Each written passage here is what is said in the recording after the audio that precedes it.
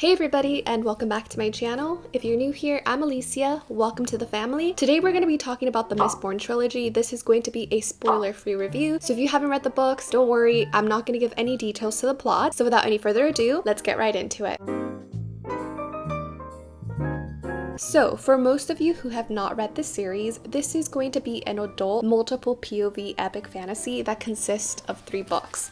The first one being Mistborn or The Final Empire, followed by The Well of Ascension, then ends with an epic bang with Hero of Ages. So in the first book, we're really introduced to the world and to the magic system. The Mistborn trilogy takes place in a different world from ours, in a world that is essentially on the verge of dying. There are mists that cover the land, plants have a hard time surviving, there's ash falling from the sky. It's a very cruel and dark place. And in this world, the bad guy called the Lord Ruler has been ruling for about 1,000 years. And in this world, the Lord Ruler has essentially created a dual caste system where we're told that the people who supported him as, he made his way into power, called the nobility, were rewarded and they enjoy a lot of benefits being on the good side of the Lord Ruler. The other group are referred to as Ska, and they are essentially a group of slaves that are very much oppressed, and they do the bidding of the nobility and the Lord Ruler. They don't have any agency, and they work day in and day out at the bidding of these nobility, who treat them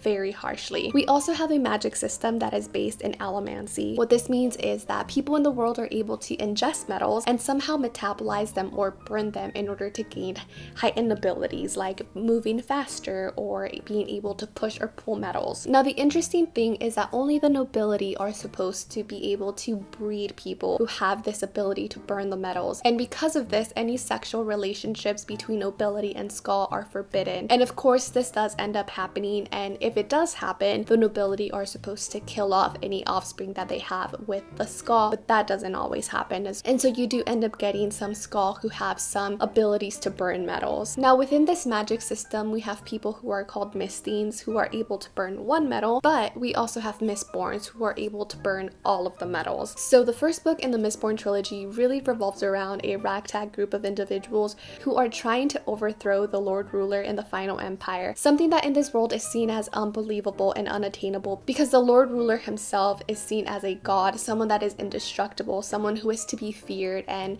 someone who is not meant to be challenged. But these group of individuals are some of the best at what they do, and they are highly motivated by a leader called Cosmere. So that is the path that this first book takes us on, as we see this group come together and plan out on how they're going to overthrow the Lord Ruler and free the Ska population. And I just have to say that this book was a wild ride for me. I can't really go into much detail about the other 2 books because then I would actually spoil the beginnings of Mistborn, but I do just want to say right off the bat that this trilogy blew my mind. There were so many twists and turns, and I never saw anything coming. Oftentimes when something was revealed, I found myself thinking back and scrolling back in the chapters, thinking to myself, wow, how did I not see this coming? There's this very intricate weaving of details that is very intentional from page 1, and just the way that it all comes together at the end it's fantastic. I do have to say that The Well of Ascension, which is the second book, is definitely my favorite. For me, it's just because there's so much that happens in this book, and the reason for that is because I feel like the characters are more fleshed out in The Well of Ascension,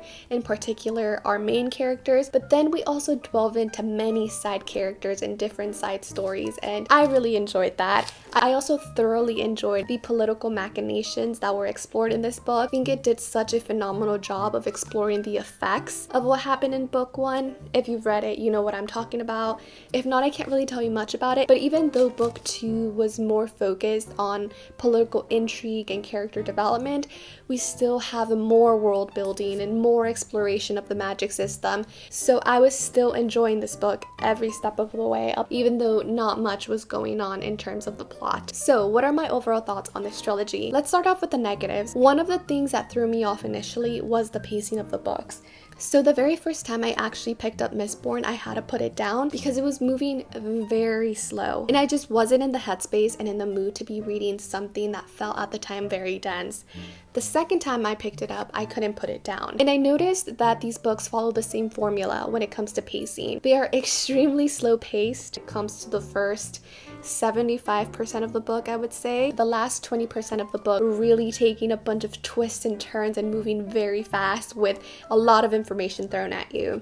But I feel like that's also an appeal for some people, is that you really get to explore these character dynamics and the world building and the magic system, and then you have this like burst and rush of energy at the end. So that can be a positive for some people. For me, it was something to get used to when I did read the first book, and it's something that I expected moving into the second and third book, so I was ready for it, and it does happen in the other books as well. The only other criticism that I have for the trilogy, that occasionally Brandon Sanderson used some terminology that took me away from the book. Just certain words felt odd being placed in this world and in this context, and I wish I would have tapped them so I had multiple examples, but the one that comes to mind is the word guy. Just because of the nature of this world, the word guy seems very out of place, especially having this ska nobility dynamic.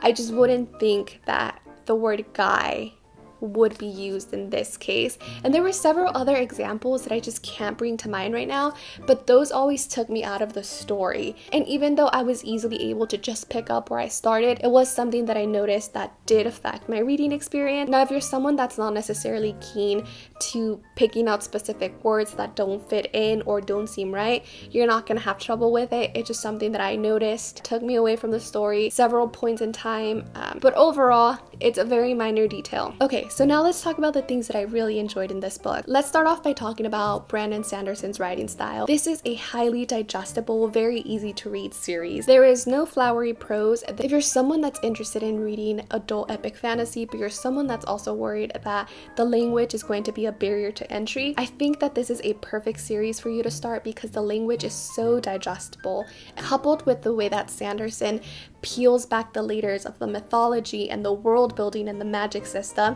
It's very easy to follow. But that being said, it's not predictable. There are tons of twists and turns that happen, and I didn't see any of them coming. And maybe that's just me, but I was shocked at every twist and turn because I thought I could have seen it coming, but I never did. Well, there was one instance in the Hero of Ages where I actually guessed something and I was pretty proud of myself, but then the whole ending happened and I was mind blown. Another thing that I have to give praise for is the world building. It is so delicately and intricately woven together. Every detail of the world building is planned right from the beginning. Brandon Sanderson has to be the most consistent world builder that I have read ever. The character trajectory and plot, the mythology, the world building, the magic system all comes together so intricately and so nicely at the end.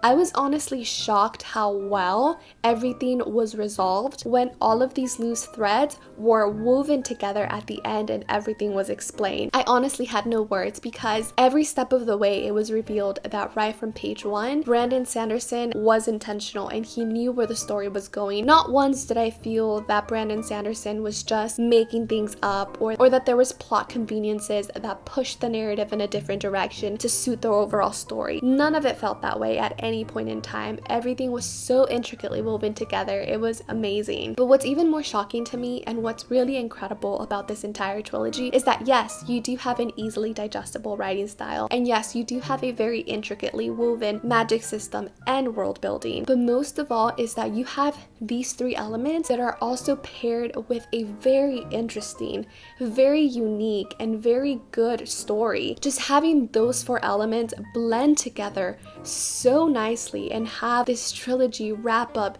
in the way that it did just blew me right out of the water. So from book 1, you're definitely captivated and intrigued, and that continues through book 3 because of all the twists and turns that happen. So would I recommend this series to you? Yes, this is a strong 4-star trilogy for me. It's one where the story, the magic system, the world building is all fantastic. Like I mentioned earlier, one of the biggest flaws that I saw in the trilogy was the pacing, but one can argue that it is intentional and that it's necessary for the plot development in these books. And actually, in The Well of Ascension, I actually do think that's the case, that the slower pacing is intentional for the purposes of the book. So keep that in mind if you haven't read it and you're going into it. One thing that I didn't mention earlier, but I do want to point out, is that another appealing thing about this trilogy is the rereadability of it. It's one that I already want to reread, but also one that I think would benefit from a reread because of all the little intricate details. I think that there's so many things that could be missed in one read, especially how it relates to the Cosmere in general. And I can't really speak on that because the Mistborn trilogy is my entry to Brandon Sanderson and the Cosmere as a whole. And of course, the Cosmere is something that I do want to explore. I will be delving into other books after this because I am sold on Brandon Sanderson. So that was it. That was my spoiler-free review of the Mistborn trilogy. Let me know down below if you've read this trilogy, and if so, what is your favorite book? Thank you so much for watching, and I will see you on the next one. Bye!